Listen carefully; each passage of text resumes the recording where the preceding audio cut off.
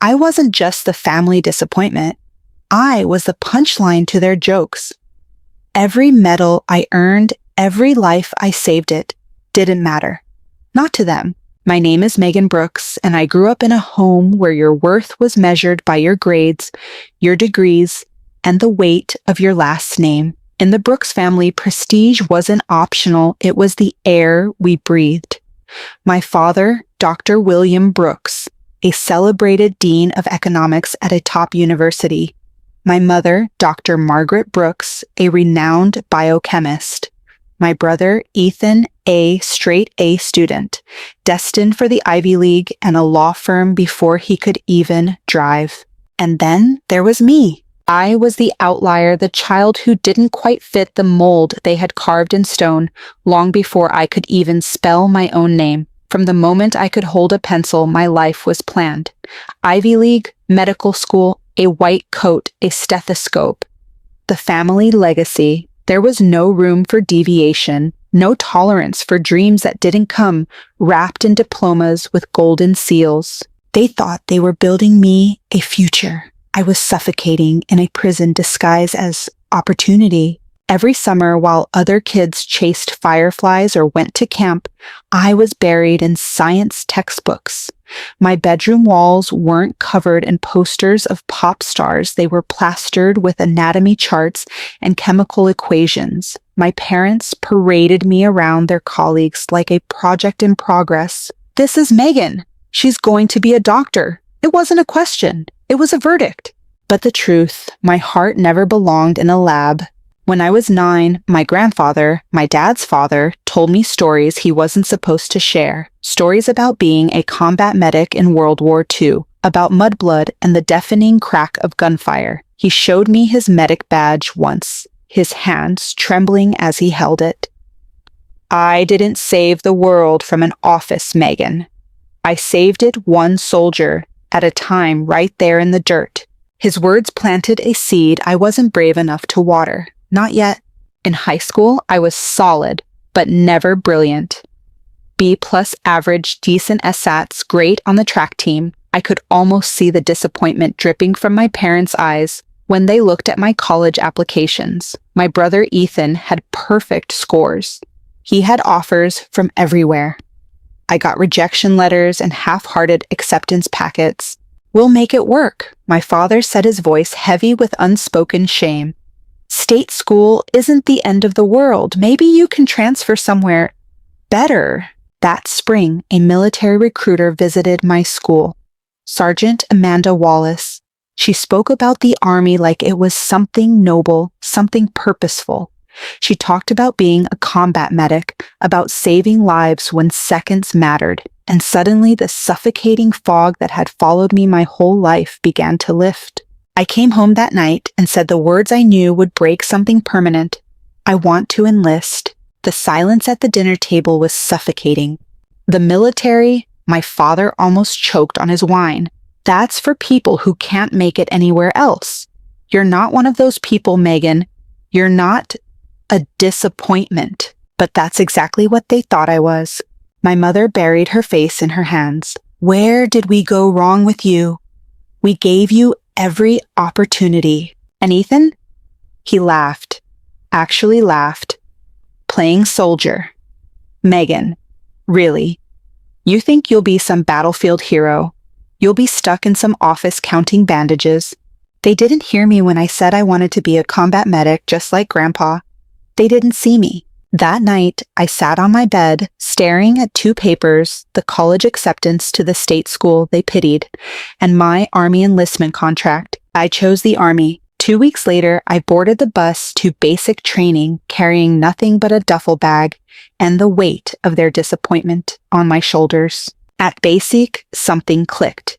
The Army didn't care about my GPA or where I was from. They cared if I could push past my limits, if I could keep going when my lungs burned and my muscles screamed. They cared if I could save a life in the middle of chaos. And I could. I did. When I came home for Christmas in uniform, my heart stupidly hoped they would see me differently. But my mother just asked, "When will you be done playing dress up?" Ethan smirked, cute uniform, but you're probably just handing out aspirin at some clinic, right? Not once did they ask what I'd learned. Not once did they ask what I'd done. Their rejection became a quiet roar in the back of my mind, a fire that fueled me to push harder, train longer, be better. I stopped chasing their approval and started chasing something real, something I could hold on to when the bullets were flying. I didn't know then how far that choice would take me. I didn't know the battlefield would become my proving ground.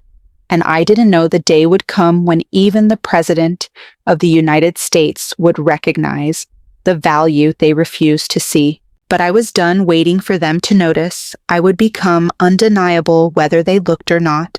The day I enlisted was the day my family stopped seeing me as one of them. But it was also the day I finally saw myself clearly. When I told my parents I was joining the Army, it wasn't a conversation. It was a fracture, a deep splitting crack that would take years to even begin to heal. I can still see the look on my father's face, the sheer disbelief as he set his wineglass down a little too hard. The Army, Megan. Are you serious? That's for people who don't have options. You have options. You're not that person.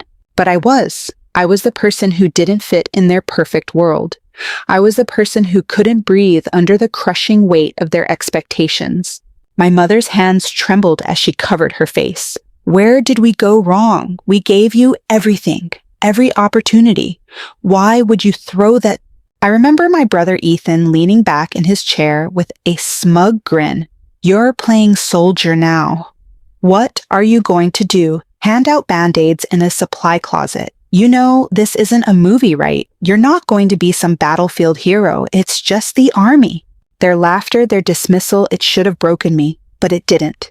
It built me. I signed my enlistment papers the next morning. 2 weeks later, I boarded the bus to basic training. I didn't look back. I didn't want to see their disapproving faces one more time. Basic training wasn't easy. It wasn't meant to be. The drills, the exhaustion, the cold, the blisters. I had expected all of that. But what I hadn't expected was the mental freedom. For the first time, I wasn't compared to Ethan. I wasn't the B+ student. I wasn't the family disappointment. I was just Megan Brooks' recruit, and whether I rose or fell depended on me. The Army didn't care about my SAT scores or my GPA. They cared whether I could push when I had nothing left, whether I could carry the weight literally and figuratively, whether I could drag someone out of gunfire and keep them alive with nothing but a tourniquet and pure determination. For the first time in my life, I wasn't living in anyone's shadow. I was building my own name. I excelled in basic. I graduated near the top of my class. My instructors noticed the way my hands stayed steady under pressure, the way I memorized protocols like my life, and someone else's depended on it. One of them, Sergeant Keller, pulled me aside one day. Brooks, you've got the hands for this job, but more importantly, you've got the heart. We can teach the skills. The heart, that's all you. When I came home for Christmas in uniform, I was proud. I'd earned it.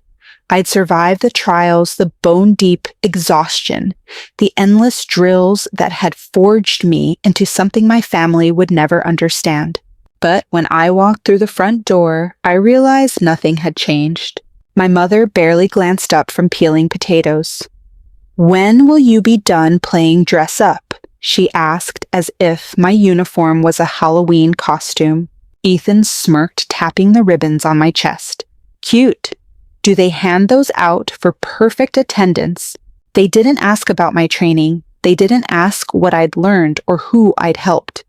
My father changed the subject like my entire life.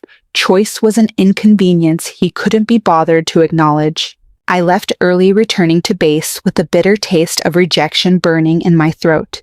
But even as the door closed behind me, I promised myself I would never chase their approval again.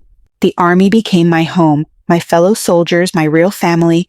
Advanced combat medic training pushed me harder than I thought possible. We learned to start IVs in chemical suits, to apply tourniquets blindfolded to triage the wounded under simulated gunfire while sirens blared and smoke filled the room.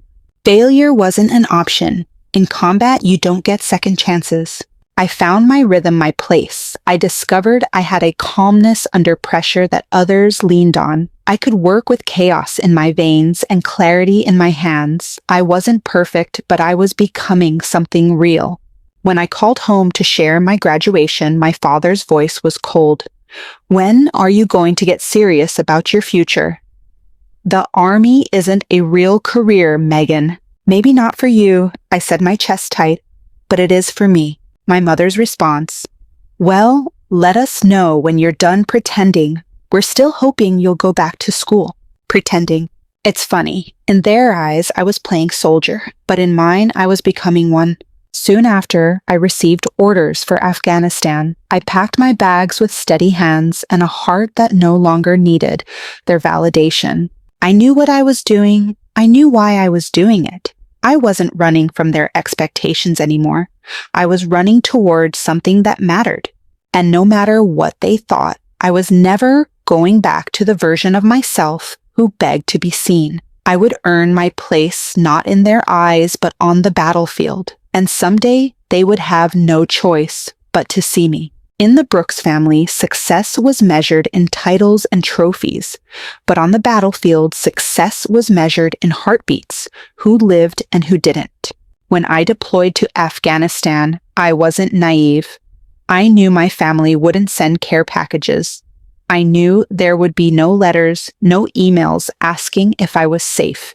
They had made it clear this wasn't their version of success. In their eyes, I was still just playing soldier, but I was no longer playing. In Afghanistan, I found something I'd never known. At home, a family that fought for each other. My squad didn't care about my GPA, my last name, or where I ranked on someone else's scale. They cared if I had their backs. They cared if I could save them when it mattered. And I did. 3 months into deployment, our convoy hit an IED. The explosion tore through the lead vehicle, flipping it like a toy fire, and dust filling the air. I didn't think I ran. Enemy fire cracked overhead as I dragged Staff Sergeant Ryan Cooper from the wreckage, my medical bag banging against my ribs. His femoral artery was severed. Blood pulsed through my gloves like a desperate countdown. "Stay with me, Cooper." I said, my voice steady, though my hands worked frantically. I cinched the tourniquet, pushed fluids, applied pressure, called for medevac. 14 minutes. That's how long I kept him alive under fire until the helicopter arrived. 14 minutes of pure survival. Later, Captain Williams told me, "Brooks, you've got ice in your veins. Cooper would have died if not for you." When I called home to tell my parents, I thought maybe this would matter. Maybe saving a life in combat would finally count for something. My mother's voice was flat. "That's nice, dear. Did you hear Ethan made junior partner?" Just like that, my story was dismissed, reduced to a footnote behind my brother's corporate milestone. I kept moving forward. Combat became my classroom. I treated bullet wounds, blast injuries, dehydration, fevers, whatever came through my aid station. I learned to shoot like a rifleman and run like an infantry soldier. My physical fitness scores ranked at the top of my unit. My medical evaluations noted leadership beyond my years. I was promoted to sergeant ahead of schedule, but no one at home asked why. No one asked how. When I was granted leave to attend Ethan's law school graduation, I felt like a stranger in my own family. They threw him an elaborate party complete with speeches and toasts. I stood quietly in the corner, my dress uniform pressed, my ribbons shining, but I was invisible. When an uncle finally asked about my service, my father cut in without hesitation.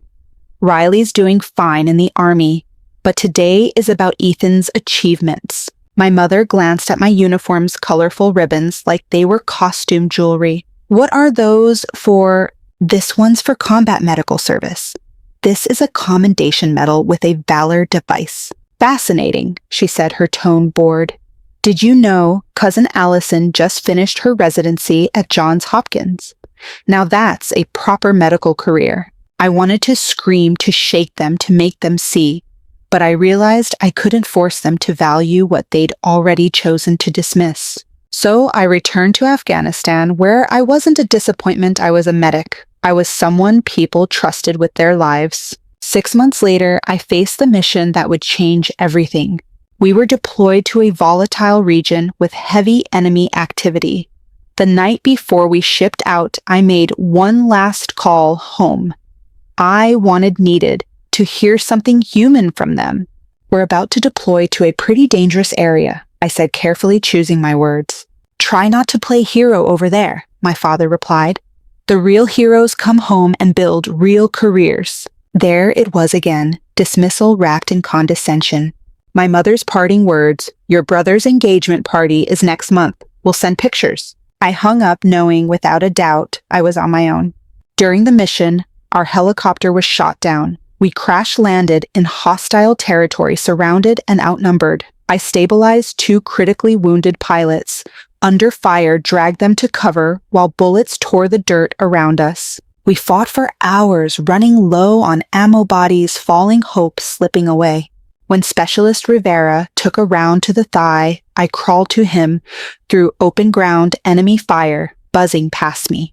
I applied a tourniquet, forced fluids into his veins, and pressed his hands to his own wound while I moved to the next casualty. When Sergeant Bennett was hit in the chest by grenade shrapnel, I dragged him 20 yards to better cover, sealed his chest wound, and shielded his body with mine while calling for air support.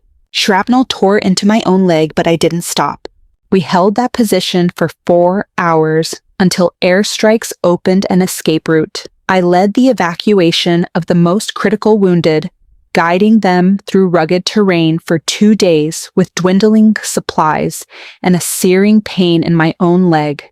When we finally reached the extraction point, I collapsed not from exhaustion but from the weight of knowing my family would never understand what I'd done.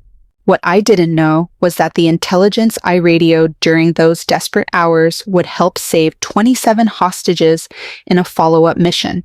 But to my parents, that was just another story to ignore, just another day in the sandbox. They didn't ask. They never asked. I stopped waiting. I found my purpose not in their eyes, but in the lives I saved. I carved my worth in the moments when no one else was watching. And though my family saw a girl playing soldier, I had already become the person I was always meant to be. Sometimes the people who are supposed to know you best are the ones who see you the least. For years, I was invisible to my own family. It took the President of the United States to make them look at me. After everything I'd survived, the gunfire, the blood, the desperate hours in that valley, I came home to silence. My leg was wrapped in bandages. I walked with a limp. I wore the Purple Heart on my uniform, but to my family, it was just another trinket. When I called to tell them I'd been injured in combat, my father's first question wasn't whether I was okay. It was whether this would affect my Army contract. It's just a leg wound, I said, my voice hollow. I'll be fine. I didn't tell them I'd almost bled out dragging another soldier to safety. I didn't tell them about the 48 hours I spent evading enemy fighters while keeping 4 wounded men alive. I didn't tell them about Sergeant Bennett, who died in my arms despite everything I did.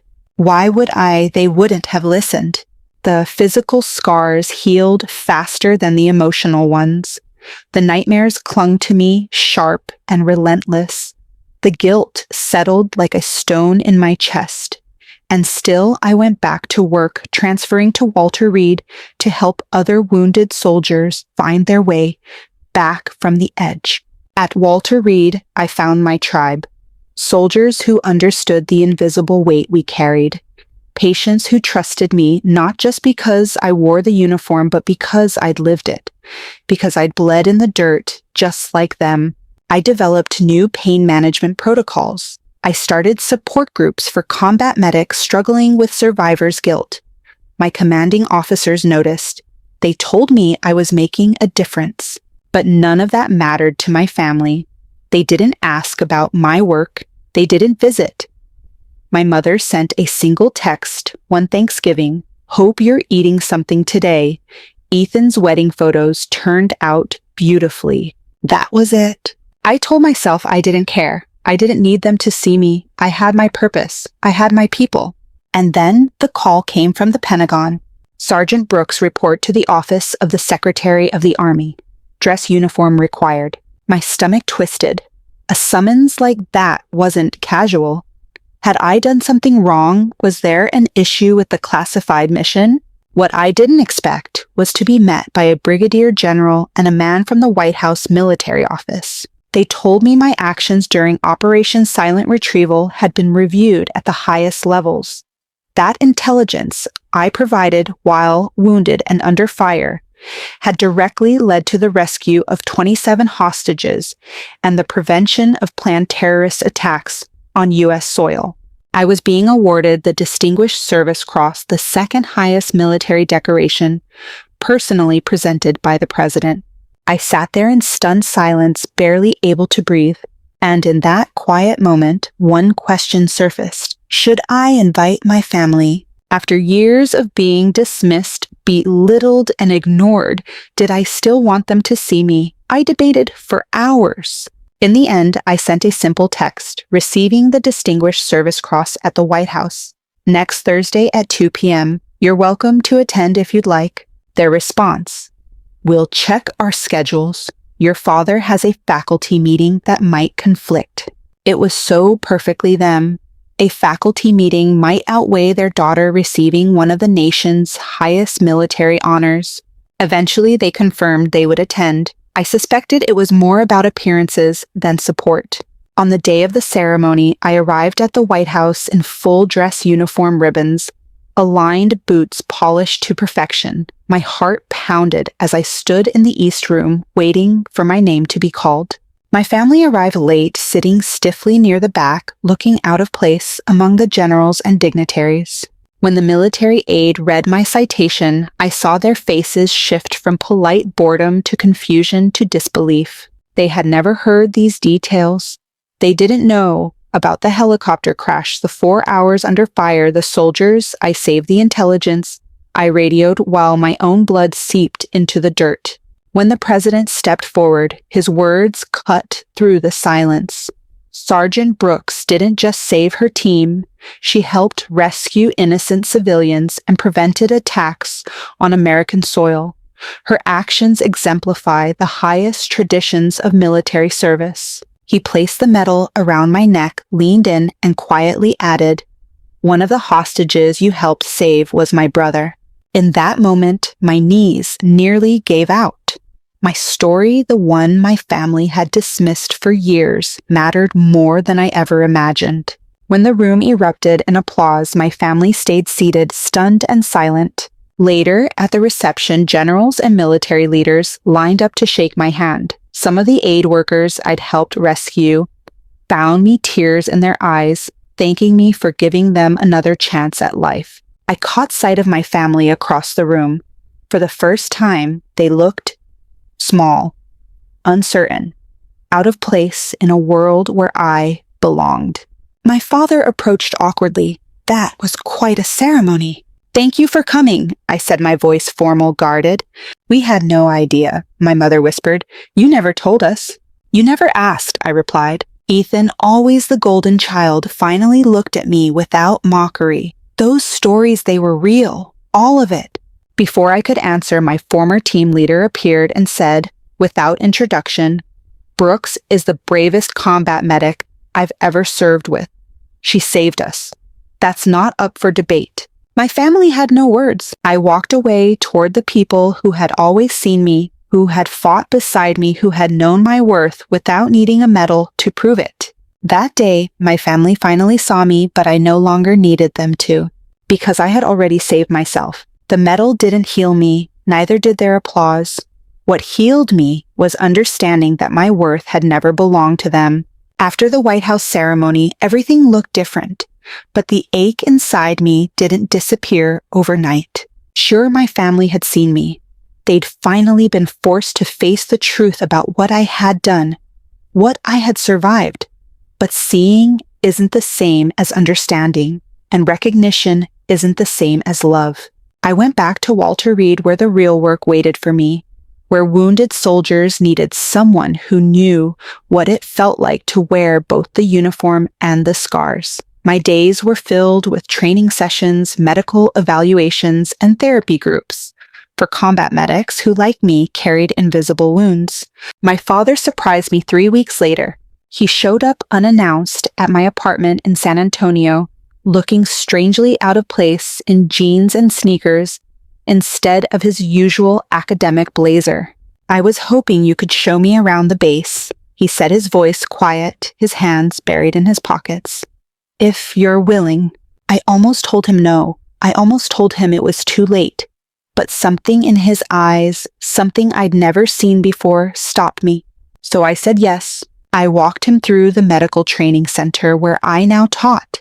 He asked questions not in his usual dismissive tone, but with real curiosity. He watched as I demonstrated field procedures to a group of new recruits. He stood quietly as a senior officer approached me with visible respect, addressing me not as someone's daughter, but as Sergeant Brooks. That evening over dinner, my father finally said the words I never thought I would hear. "I've been arrogant," he admitted, stirring his coffee slowly. "I measured success by such narrow standards that I couldn't see the value in what you've accomplished." I wanted to feel vindicated. I wanted to soak in the satisfaction I had chased for years. But instead, all I felt was a quiet, heavy relief, like I had been holding my breath for too long. My mother made her own efforts in the weeks that followed. She called me more often, though our conversations were awkward at first. She sent care packages to my new address, something she had never done during my deployments. And then one day, I opened a box to find something I never expected: my grandfather's military photo and his old medals. A small note sat on top. "Your grandfather would have been so proud." I should have made that connection sooner. Those words hit harder than I expected. For so long, I had been chasing something from them, a validation I thought would complete me. But in that moment, I realized it wasn't their approval that had built me. It was everything I had survived without it. My brother Ethan changed too. Maybe it was guilt.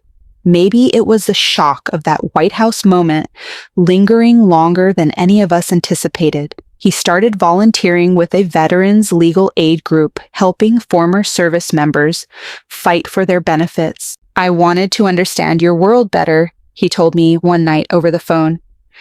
"And I've met people who told me, 'You made a difference over there. I should have listened to you years ago.'" I didn't forgive him immediately. Healing isn't linear, but over time we built something that felt more honest than what we'd had before.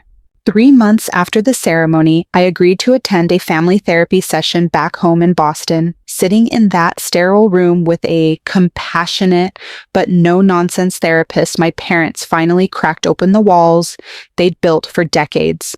"I was terrified from the moment you enlisted," my mother confessed, her voice shaking, tears spilling down her cheeks. "Every news report about Afghanistan felt like it might be about you. I didn't know how to handle that, so I pretended it wasn't real. I convinced myself you weren't really in danger, that it wasn't serious." My father, usually so composed, struggled to find his words. "My father, your grandfather, came back from war, damaged. He never talked about it, but I saw the way it haunted him. When you chose the same path, I thought I'd failed to protect you from that pain." "You couldn't have protected me," I said gently, "but you could have supported me." That was the turning point. We didn't leave that office magically fixed, but we left lighter. We started to rebuild, slowly, clumsily, but honestly. The first Thanksgiving I spent back home, something had shifted.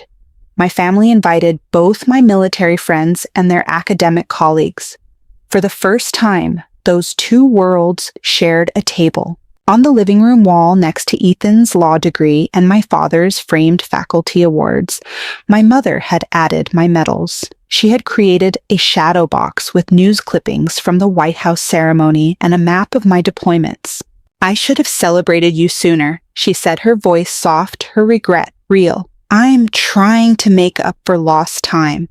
But the truth is, by then, I no longer needed the celebration. The president's words, the medals, my family's recognition, they were meaningful, but they didn't define me.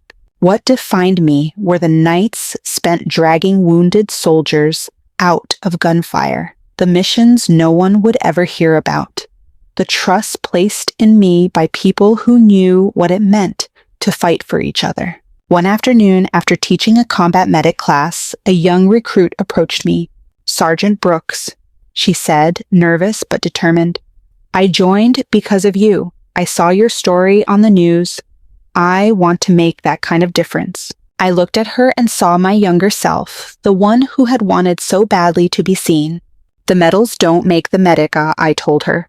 "What matters is who you fight for, who you save, even when no one's watching." In her eyes, I found what I'd been looking for all along, not in my family's approval, but in the lives I touched, in the difference I made.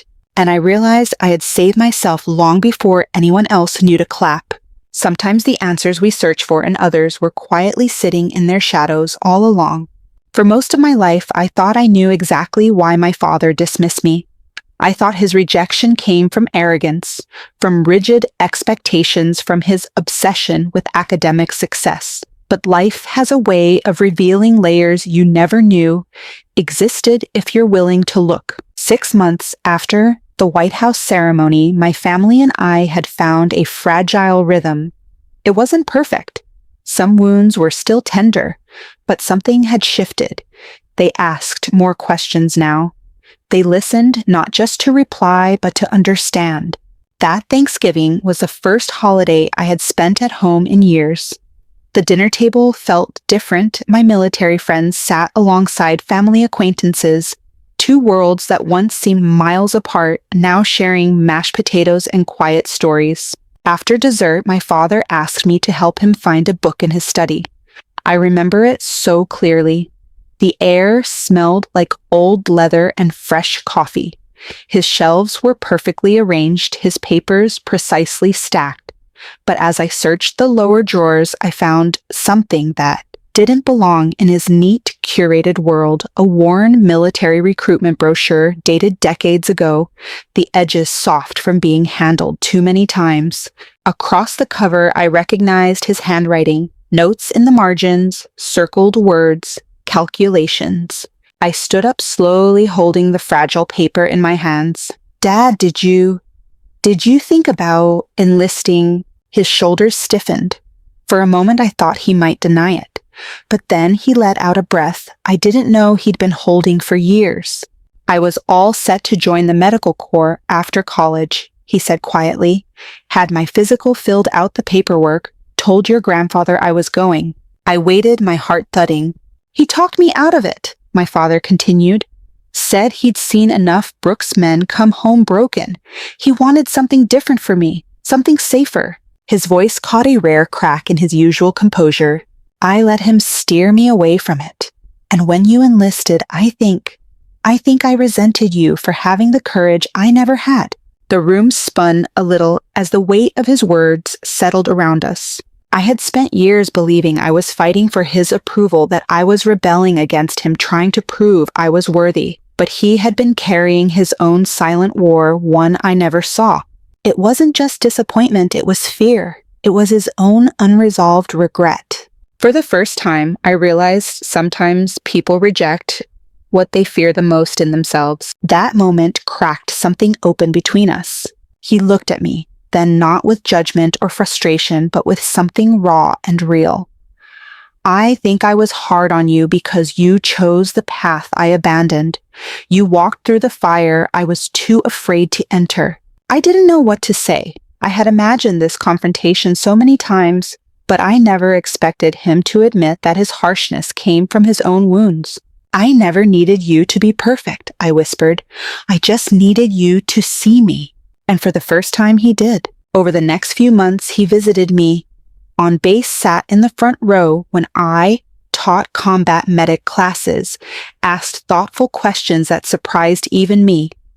I caught glimpses of pride in his eyes, quiet but steady. My mother softened too. She called regularly, sent care packages filled with practical things, protein bars, socks, small comforts I would have loved to have during my deployments. She even created a shadow box with news clippings from the ceremony photos from my missions and a map with pins marking my deployments. It sat in the living room next to Ethan's law degree and my father's faculty awards. "This should have been here all along," she told me one day, her voice almost breaking. Even Ethan changed. He began volunteering with a veterans legal aid organization, dedicating hours to helping soldiers navigate the complex maze of benefits and medical claims. "I wanted to see your world," he admitted over a long phone call. "And I've met people you've saved. They remember you." I didn't say it, but part of me finally exhaled. Months later, during a family therapy session, we faced the hard truths head on. "I was terrified," my mother confessed. "When you enlisted, I couldn't bear the thought of losing you. It was easier to belittle your work than to face the constant fear that one day you wouldn't come home." My father's voice trembled. "I saw what the war did to my father. I thought I was protecting you by trying to pull you away from it. You couldn't protect me from the danger," I said gently, "but you could have stood by me in it." That conversation didn't erase the years of distance, but it laid the foundation for something honest, something new. By the following Thanksgiving, our family table had transformed. Military friends, academic colleagues, veterans Ethan had helped. The room hummed with stories from both worlds. That night, as I watched my father explain the significance of the Distinguished Service Cross to a family friend, I realized something I never expected. I didn't need their approval anymore. I never did. The medals didn't give me value. The White House ceremony didn't define me. What mattered were the lives I saved in the mud, in the chaos, in the moments no one else saw. One afternoon, a young recruit approached me after class. "Sergeant Brooks," she said, nervous but determined, "I joined because of you. I want to make that kind of difference." "The medals don't make you worthy," I told her. "The lives you touch do. Show up when no one's watching. That's what matters." As I looked at her, I realized I was finally free. Free from chasing recognition. Free from carrying the weight of their expectations. I had saved myself long before they learned how to see me. For years, I thought I was fighting to earn their approval. But somewhere along the way, I realized I was building a life that didn't need it. When I look back now, it's almost hard to believe how much space their opinions used to take up in my mind. Every decision I made, every mile I ran, every life I saved, I quietly wondered if this would be the thing that finally made them proud. But the truth is, they were never really watching. And maybe that's what finally set me free. After the White House ceremony, my life changed in ways I couldn't have predicted. My name appeared in news articles. Photos of me shaking the president's hand circulated online. Invitations poured in from conferences, leadership panels, and training programs. People wanted to hear my story. And still, there was a part of me waiting for that lingering text from my parents that said, "We finally see you. We're proud of you." But that text never came the way I imagined. Instead, life quietly moved forward. I found purpose in my work at Walter Reed, helping wounded soldiers fight their way back from the edge. I built new training programs for combat medics, developing techniques I wished I'd had in the field. I led teams. I mentored younger soldiers. I carved out a space where I wasn't just a survivor, I was a leader. That was where I met Staff Sergeant Monica Torres, a woman who quickly became more like a sister than a colleague. She was the one who sat with me through panic attacks. I didn't have the words to explain. She was the one who reminded me on my hardest days that what we do matters even when no one is watching. One evening, after we'd wrapped a long training session, Monica looked at me across the mess hall table and said, You know you never needed their validation. Not then, not now. I wanted to argue with her. Old habits die hard, but she was right. And some part of me had already known that. I had spent so long trying to be undeniable to force them to see me that I hadn't noticed I'd already become someone I was proud of. The people who mattered had always seen me. The soldiers who entrusted me with their lives. The medics I trained who now ran toward the wounded without hesitation. The patients who hugged me after physical therapy sessions, tears in their eyes because they could finally walk again. That was where my worth had always lived. One afternoon, as I was leaving the training center, a young private, nervous, maybe 19, approached me with shaking hands. "Sergeant Brooks, I just wanted to say, I joined because of you. I read about you. I saw your story. I want to make that kind of difference." I saw myself in her. The version of me that used to chase something I didn't really need. I smiled and said what I wish someone had told me years ago. The medals don't make you worthy. The promotions don't make you worthy. The lives you touch, how you show up when it's hardest, that's where it lives. That's what you'll carry with you. She blinked, absorbing the weight of that. You don't have to be seen to matter, I added quietly. And I realized I truly believed it. The recognition I'd chased from my family had always been a moving target. Even when I earned it, it didn't feel the way I thought it would. Because the truth is, recognition is a moment. Purpose is a life. Months later, my father began attending military medical conferences, sitting in the front row during my presentations, asking thoughtful questions I never expected him to ask. My mother's calls became warmer, less formal. She sent packages filled with practical things I would have needed years ago. There was no grand apology, no perfect reconciliation, but there was effort. There was a quiet rebuilding. Ethan volunteered regularly with veterans' legal aid programs. He told me about soldiers who remembered me, about stories he had heard that matched the classified pieces I had never been allowed to tell. Our conversations shifted. He no longer spoke over me. He listened. He respected the weight of what I carried. I don't believe in rewriting the past. I don't believe in fairy tale endings where everything clicks into place. But I do believe in growth, in boundaries, in choosing your peace. My family's recognition didn't heal me. It was never going to. The healing came from doing the work, from showing up for myself, even when they didn't. I found my family long before the White House ceremony. They were the soldiers who fought beside me, the medics who bled with me, the mentors who believed in me, the recruits who carried my lessons forward. People often ask me now, was it worth it? Would you do it again? And the answer is simple, yes, every time. Because the life I built, the lives I touched, that's where my worth was always waiting. The people who dismiss me, they were spectators to my story, but they were never the authors. I wrote my own story, and I wouldn't change a single page. Healing doesn't happen in one grand gesture. It happens in the quiet moments when people show up, when they choose to stay, when they try. For so long, I believed my relationship with my family was permanently broken. I thought they would always see me as the family disappointment, the one who chose the army over academia, the one who walked away from their carefully paved path. I didn't think we could ever find a way back to each other.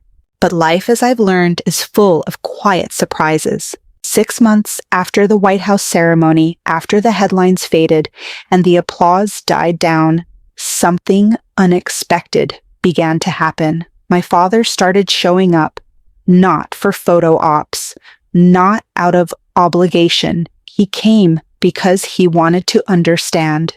He flew down to San Antonio and asked to tour the base where I worked. I was hesitant. I wasn't sure if this was a new performance or a genuine attempt, but when I showed him the medical training center, when I walked him through simulations and explained emergency field procedures, he didn't brush it off. He listened. When my commanding officer greeted me with visible respect and mentioned my leadership role, I caught something in my father's eyes that I had never seen before: pride. We sat down for dinner that evening, just the two of us in a quiet cafe off base. I think I've spent most of my life measuring success by the wrong yardstick, he said, stirring his coffee. I thought prestige was the only thing that mattered, but when I see the way your colleagues look at you, the way your students listen to you, I see now you've built something I never could. His words didn't magically erase the years of distance, but they landed somewhere deep. They mattered because they were real. My mother made her own quiet efforts. She started sending care packages to my new address, not because I needed them, but because she wanted me to know she was thinking of me. Practical things, protein bars, thermal socks, handwritten notes slipped between items. One package included something that stopped me cold, my grandfather's military photo and his medals. The same grandfather whose legacy had always been reduced to his hospital career, never his service. A small note accompanied them. He would have been proud. I should have said it sooner. It wasn't an apology, but it was the closest she had ever come to one, and it was enough. Ethan surprised me the most. Maybe seeing the ceremony broke something in him too. He began volunteering with Veterans Legal Aid, offering pro bono services to soldiers struggling to access their benefits. He called me more often. We talked about cases he was working on, soldiers he had met, stories that reminded him of mine. I wanted to understand your world, he told me one evening. I've met people you saved, Megan. They remember you. They talk about you like you're the reason they made it home. It caught me off guard. For so long, Ethan had been the voice that belittled me, the brother who laughed at my choices, who saw me as less. And now he was seeing me for who I had always been. But I also knew this, even if those changes had never come, I would have been okay. Because the foundation I'd built, the life I'd carved out of blood, sweat, and sleepless nights was never dependent on their validation. I had found family in the soldiers I fought beside, in the medics. I trained in the wounded warriors I helped guide back from the edge. Still, it felt good to be seen. It felt good to rebuild, even if it was imperfect. 3 months after the ceremony, I agreed to attend a family therapy session. It was awkward at first, years of silence, resentment, and unspoken pain hovering over us. But it was in that sterile office with a therapist guiding the conversation that the truth finally surfaced. I was terrified every day you were deployed, my mother confessed through tears.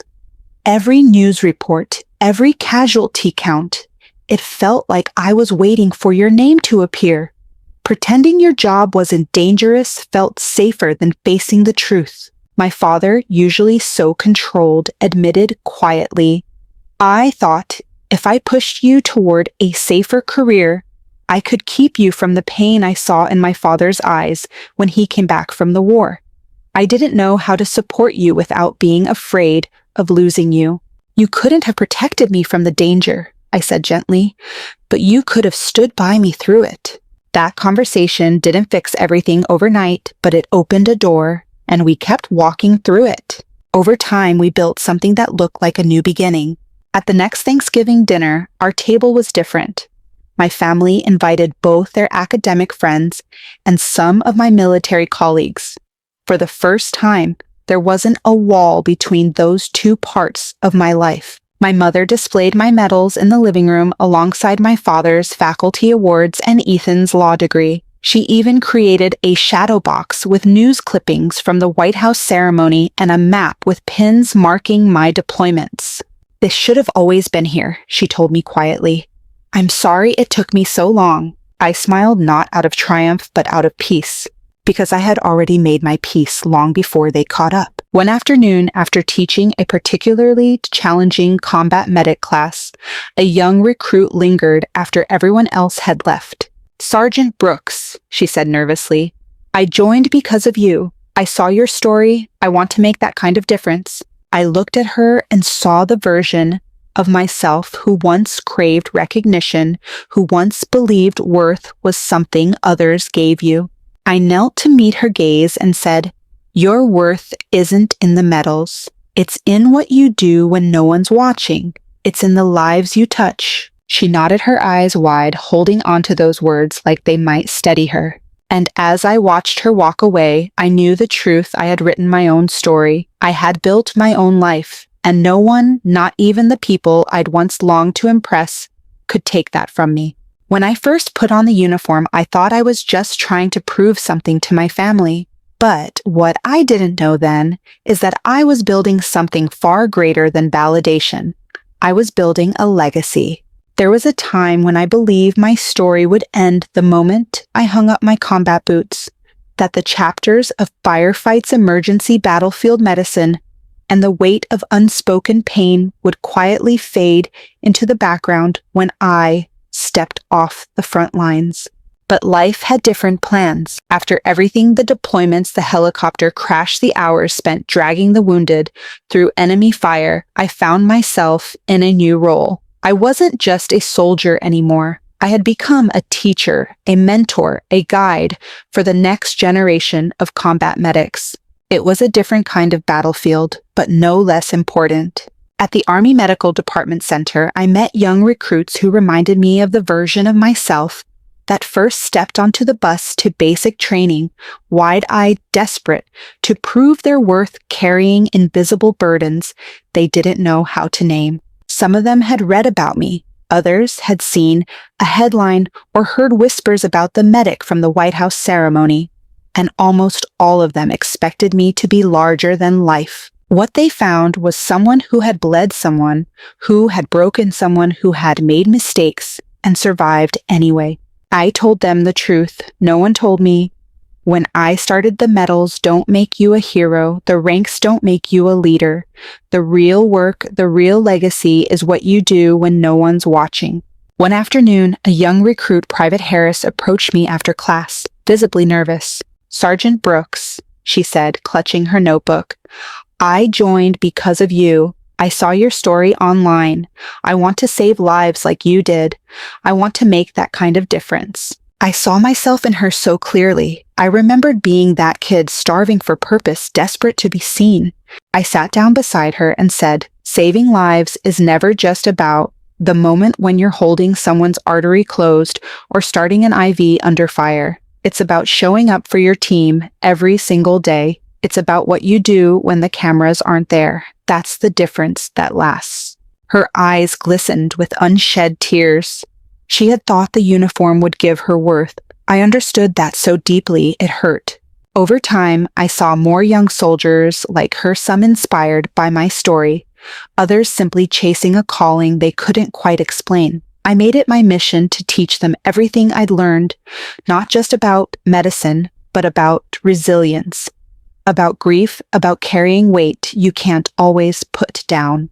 In the quiet moments between training exercises, I told them about the soldiers I couldn't save, about the nights I spent writing letters to families explaining how brave their loved ones had been. I told them about Sergeant Bennett, who I held in my arms as he slipped away despite everything I did right. I wanted them to know that the job wasn't about glory. It was about doing the right thing when it's messy, when it's thankless, when it's terrifying. And slowly, I realized something else. My story wasn't just mine anymore. It belonged to the soldiers I trained, to the medics who would go places I'd never see, to the lives they would one day save because of something I taught them. That's what legacy really is. It's the part of you that outlives you, the piece of your courage that gets passed on one heartbeat at a time. Even my family, in their own way, became part of that story. My father started attending military medical conferences. He didn't go as an expert. He went as a student, sitting in the front row while I presented, asking questions I never expected him to care about. He listened, really listened, not because he wanted to debate me, but because he finally wanted to understand. My mother's calls became more frequent, less rehearsed.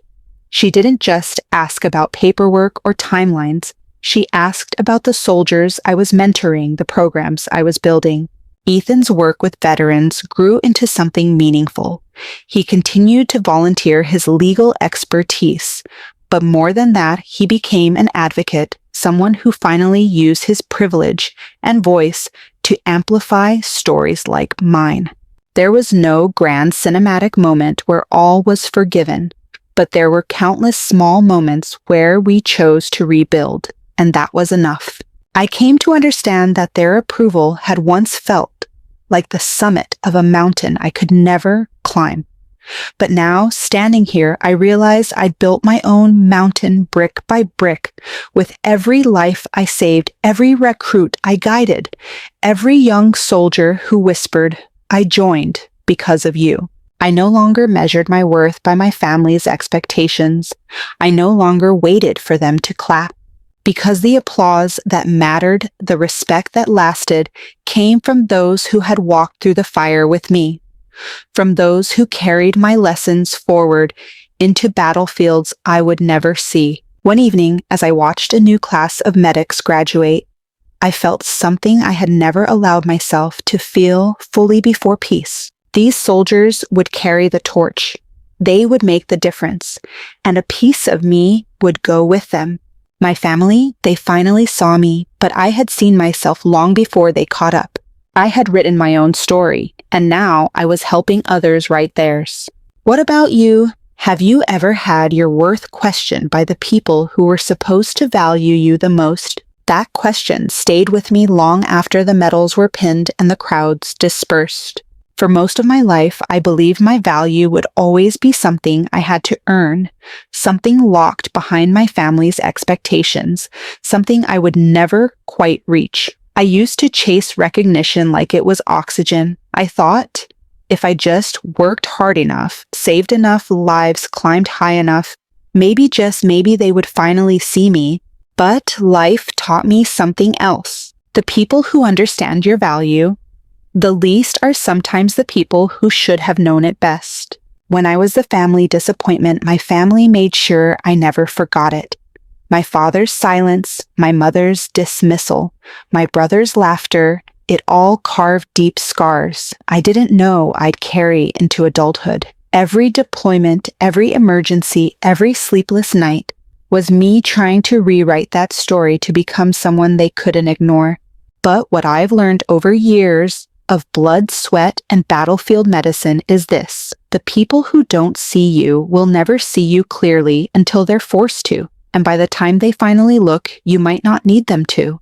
The truth is, I found my validation long before the White House ceremony. I found it in the trust of soldiers who handed me their lives when the bullets were still flying. I found it in the cracked voices of teammates whispering, "Don't let me die here," and in the steady beat of hearts I helped keep alive. I found it in the hands I held as the light faded when I wrote final letters for soldiers who wouldn't make it home. I found it in those brutal private moments no one ever saw, moments that left marks deeper than any medal. When the president pinned the Distinguished Service Cross to my uniform and said, "You've saved more American lives than anyone will ever fully know," I realized something I didn't need his words to make it true. The work had already been done.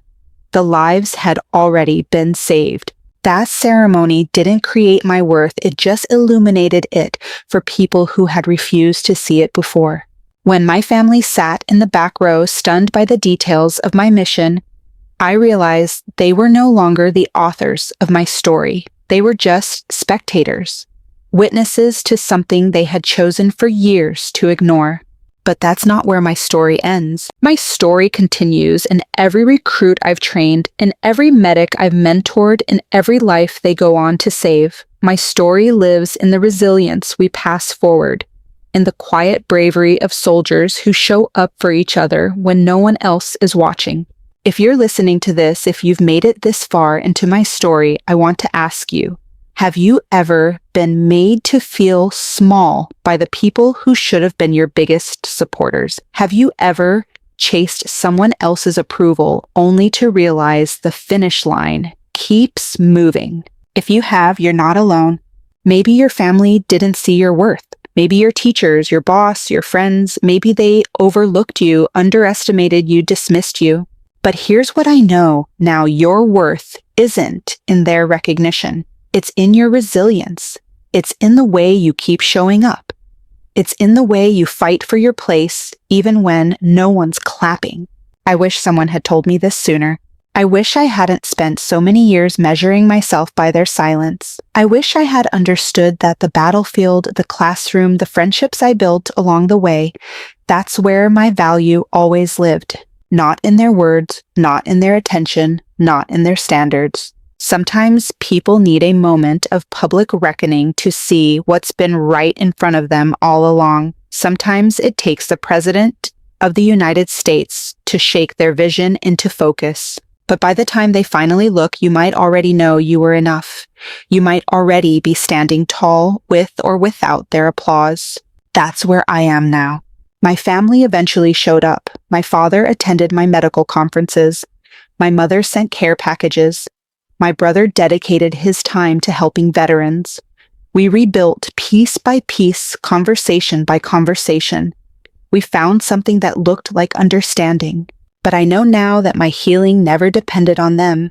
I saved myself long before they realized I needed saving. I wrote my story long before they decided to read it. And maybe that's the point. Maybe the most important stories are the ones we write for ourselves, the ones we pass forward to others still searching for their place. So what about you? If you're listening to this, if you've ever doubted your worth because someone else couldn't see it, let me tell you plainly, your worth is not up for debate. Your story matters even if no one else is reading it yet. The life you build, the lives you touch, the quiet moments where you choose to stand tall, that's where your value is waiting. Don't wait for someone else to hand it to you. You already have it. You always did. And if you found that truth, or if you're still searching, I'd love to hear your story. Drop a comment, share your journey, because you never know who's listening, who's watching, who's waiting to be seen. Thank you for listening to mine. If I could go back and tell my younger self a few things, I would. Because the truth is, the battlefield didn't just teach me how to save others. It taught me how to save myself. Growing up, I thought life was a checklist. Perfect grades, prestigious college, respectable career, approval from my family.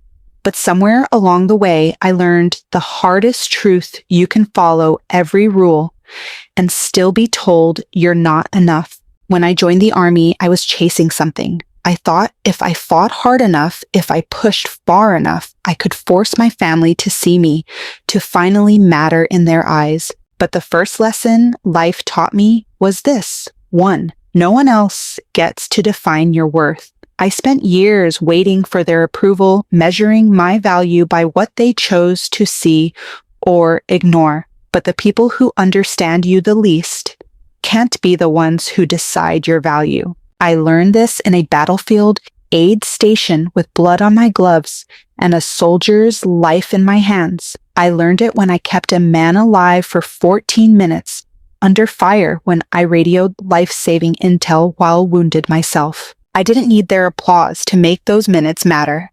2, you find your family in the people who show up. Sometimes the people who share your last name can't walk with you on your journey, and that's okay. In Afghanistan, my squad became my family.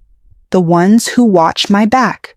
The ones who laughed with me over terrible MREs. The ones who ran toward the danger with me when everyone else was running away. You don't need to beg people to stay. Look for the ones who choose you, who stand beside you without needing to understand every part of you. 3, courage is often quiet. The bravest things I've ever done didn't happen in front of cameras. They happened in silence, dragging a wounded teammate through gunfire, starting IVs while my own leg bled, writing letters to families after soldiers didn't make it home. Real courage isn't loud. It's not always recognized, but it shapes who you become. 4, healing doesn't happen through recognition. It happens through doing the work. When I received the Distinguished Service Cross from the President, for a moment, I thought, maybe this is it. Maybe this is the validation I'd been chasing. But the truth is, the healing came long before that ceremony. It came in therapy sessions where I said, I can't talk about the classified mission, but I need to talk about the weight I carry. It came in long nights sit-in. Recognition might feel good, but it doesn't fill the spaces inside you. The work does, the process does, showing up for yourself does. 5, people can change, but it's not your responsibility to wait for them. My family did eventually start to show up. My father attended my trainings, my mother sent care packages, my brother dedicated his time to helping veterans. But by the time they learned to see me, I had already saved myself. It's okay to outgrow the version of yourself that needed their approval. It's okay to keep walking, even if they catch up later. 6, legacy isn't what you leave behind. It's what you pass forward. The most humbling thing that ever happened to me wasn't the medal. It was a young recruit who came up to me after class and said, I joined because of you. Legacy is living in the lessons you pass to others. It's in the lives you influence, the people you inspire, to stand tall, to lead, with heart to step forward when it's their turn. 7, your story matters even if no one is listening yet. For years, I told myself my story didn't count because the people I loved weren't paying attention. But stories don't gain value because of who's watching. They gain value because they're lived, because they shape who you become, because they can change someone else's life. So, if you've ever been dismissed, overlooked, or made to feel like you don't measure up, this is what I want you to remember.